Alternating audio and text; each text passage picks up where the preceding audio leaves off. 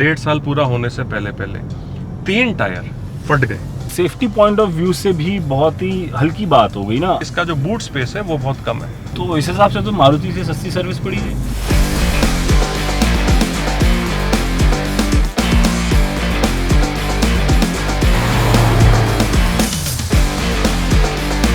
सब very nice car, मज़ा ही आ गया इसको देख के। 220i और आपने अभी नई नवेली लग रही है, बहुत ज़्यादा पुरानी भी नहीं हुई है। हाँ ज़्यादा टाइम नहीं हुआ है अभी लिए हुए, 2 साल आप कंप्लीट होंगे। ओके, अरे अरे अरे आ गए आप लोग। नमस्कार, मेरा नाम मानव है और आप देख रहे हैं ट्रेंड डिज़ाइन और तेरी गाड़ी में का एक नया एपिसोड है।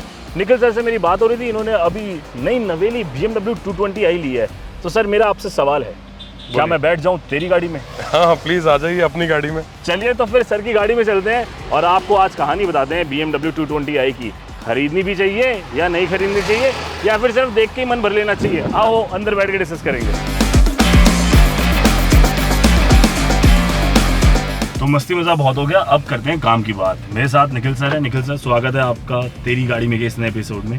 Thank you very much. कैसा लगा आपको मेरे साथ बैठ के?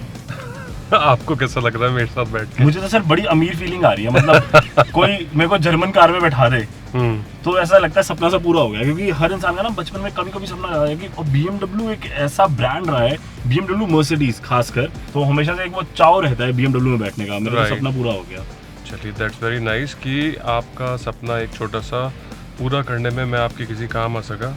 220i BMW की तरफ से नया प्रोडक्ट भी है, राइट, और उनके लाइनअप में शुरुआत में ये प्रोडक्ट स्टैंड करता है। ये आपने सोच रखा था कि BM ही खरीदनी, या फिर आप कोई और नॉर्मल ब्रांड के अंदर जो लग्जरी ब्रांड नहीं है उनके अंदर गए थे एक अपर एंड कार खरीदने, और फिर आपको लगा कि जब इतना पैसा खर्च कर रहा हूँ तो मैं क्यों ना BMW ले लूँ? वैसे मैंने सोचा तो नहीं था कि मैं इस सेगमेंट पे कभी इन्वेस्ट करूँगा या इतना जल्दी इन्वेस्ट करूँगा, बट ये बात है इसके बाद की, कोरोना के बाद की, जब लॉकडाउन हो चुका था। सो बिफोर लॉकडाउन मैं सोच रहा था कि I have to change my car. और इससे पहले मैं बहुत ही एक ऑर्डिनरी सी कार चलाता था। कौन सी थी सर वो ऑर्डिनरी कार? इससे पहले मेरे पास थी Hyundai Verna फ्लूइडिक। अच्छा। जिसको मैं 10 साल चला चुका था, और उसके बाद अब टाइम आ ही गया था चेंज करने का। तो मेरा फर्स्ट प्रेफरेंस था कि मेरे को फॉर्च्यूनर लेनी है। अच्छा। तो मैं अपनी फैमिली के साथ, और मेरी डॉटर की एज है 10 ईयर्स, सो उस टाइम 8 साल की थी, तो मैं उसको गाड़ी दिखाने गया एंड मैंने उससे पूछा कि आपको ये कार कैसी लगी। तो उसने मेरे को सिर्फ एक ही जवाब दिया, पापा car with sunroof, without sunroof is no car. तो हमें ये कार लेनी ही नहीं है, और आप लोगे तो मैं इसमें नहीं बैठूंगी। I don't like this car because it does not have a sunroof. तो आप बेटी के सामने घुटने टेक नहीं होते। सही बात है। तो मैंने कहा ठीक है फिर बेटा और कोई लेते। हाँ।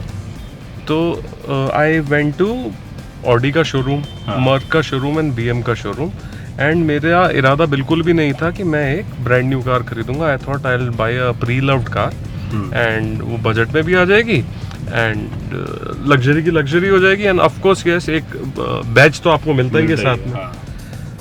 बट BMW पे जो हमारा सेल्समैन था वो इतना कन्विंसिंग था कि उसने हमने कभी मुड़ के देखने भी नहीं दिया प्री लव्ड सेक्शन की तरफ, एंड उसने हमें इतनी अच्छे से कन्विंस किया, और मैं कन्विंस हो भी गया। हाँ। और मैं ही नहीं, मेरी वाइफ भी कन्विंस हो गई कि okay let's buy a new one only. और कितने की पड़ी है गाड़ी आपको ऑन रोड? ऑन रोड अगर आप ये क्वेश्चन नहीं पूछो तो ज़्यादा अच्छा होगा। फिर भी एक मोटा मोटा आइडिया जो भी हमारे व्यूअर्स हैं, एक कस्टमर पॉइंट ऑफ व्यू से, तो आपको कितने की? तो आप मतलब if you are investing in a BMW, the minimum investment would be around about 500 crore, 50 lakh. मतलब इतना आप मोटा मोटा मान के चलो कि आपको इन्वेस्ट करना ही करना है। आपने कहा कि बिटिया के लिए मैंने BM ले ली, सनरूफ वाली गाड़ी ले ली, फॉर्च्यूनर छोड़ने का आपको दुख है? तो फॉर्च्यूनर भी इतने की आ रही है आजकल। हाँ, अब आजकल इतने की आ रही है। फॉर्च्यूनर छोड़ने का यस ऑफ कोर्स दुख है, कभी कभी होता है। द रीजन बीइंग आप इस कार में ऑफ रोडिंग नहीं कर सकते हो। 220i आपने ली और गाड़ी देखने में बहुत ही खूबसूरत है, आपको क्या लग रहा है? Of course yes, Indeed it is very beautiful, बहुत ही अच्छी है। लेकिन आपको नहीं लगता इंटीरियर थोड़ा फीका है? हाँ, मुझे 50 लाख रुपए की गाड़ी के हिसाब से इंटीरियर में उतना मजा नहीं है। Right, I totally agree with you. Generally जो भी बंदा BMW या मर्सिडीज या ऑडी या इस तरह की गाड़ियाँ ले रहा है, तो it is more from the point of view of badge rather than other thing. इसी से हम मेंटेनेंस के ऊपर आ जाते हैं। कितने साल हो गए आपको गाड़ी ये वाली चलाते हुए?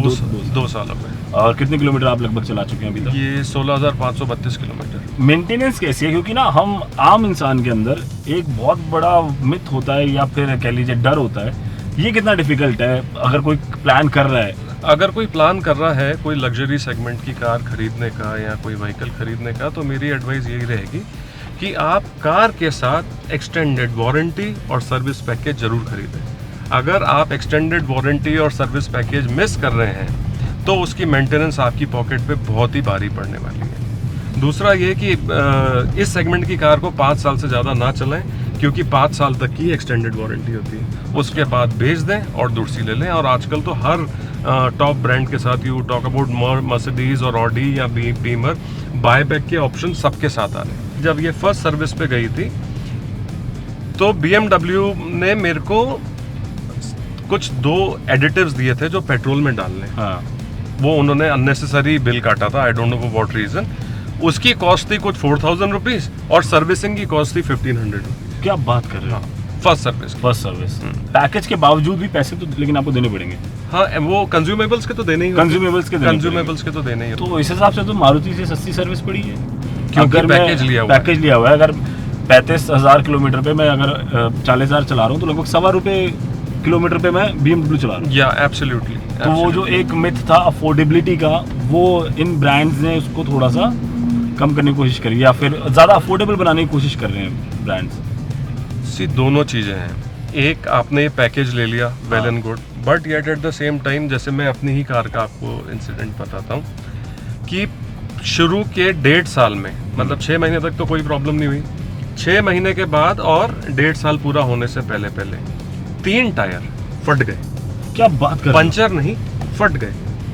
इंडियन रोड और जर्मन कार्स, मतलब वो बना रहे हैं जर्मनी के मद्देनजर और उसको थोड़ा बहुत चेंज कर रहे हैं कि वो इंडियन रोड्स पे भी चल जाए। ये तो बहुत बड़ी बात है। मतलब BMW इतना मार्केट एक्सपैंड कर रहे हैं, यूनिट्स बेच रहे हैं, उसके बावजूद भी वो अगर किसी कंट्री की नर्व्स को, जो सबसे बेसिक चीज़ है रोड, उसको ध्यान में नहीं रख रहे, तो ये तो बहुत बड़ा ड्रॉबैक हो गया। अब ये है बहुत बड़ा ड्रॉबैक। और on the condition of anonymity, BMW के ही कुछ लोगों ने इसको माना भी है कि ये जो टायर्स हैं इस कार में, ये नहीं बने हैं इंडियन रोड्स के लिए।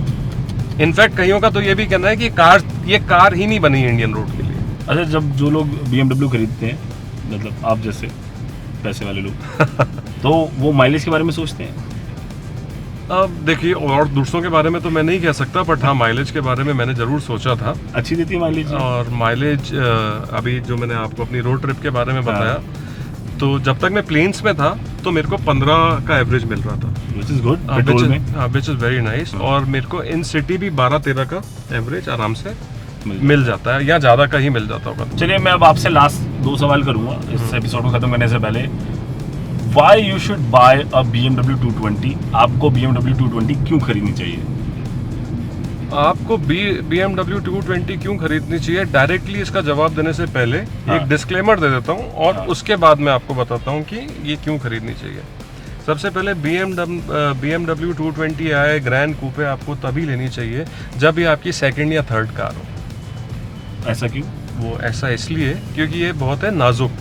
अच्छा, है ना। तो ये आप सोचें कि आप कच्चे में उतार लेंगे, ऑफ रोडिंग कर लेंगे, हमारी जैसे जनरली नॉन मेट्रो रोड्स होती हैं या मेट्रो रोड्स भी कह लो, जहाँ पे खड्डे वड्डे ज़्यादा होते हैं, और आप वहाँ इसको चला लोगे तो नहीं, वहाँ ये काम नहीं करेगी। ओके। और क्यों लेना चाहिए? वो इसलिए लेनी चाहिए कि इसमें अमेजिंग पावर है, एक तो मतलब अनइमेजिनेबल पावर है। दूसरा, आई गेस कि this a very good looking car, very very good looking car. और क्योंकि इसके डोर्स जो हैं वो भी रिमलेस हैं, तो इसको एक unique. And why you should not buy a BMW 220? क्यों आप BMW कोई भी, नॉट 220 आए, but any of the car you should not consider, क्योंकि इन सब में आ रहे हैं run flat tyres. Run flat tyres Indian roads के लिए नहीं बने, और अगर आप उन्हें चेंज करते हैं तो उनकी वारंटी, कार की वारंटी वॉइड हो जाती है। अगर ये ऑल सीजन के साथ आए तो कोई प्रॉब्लम नहीं है, फिर आप कहेंगे कि सब खरीद सकते हैं। फिर जो खरीदना चाहे वो खरीदे।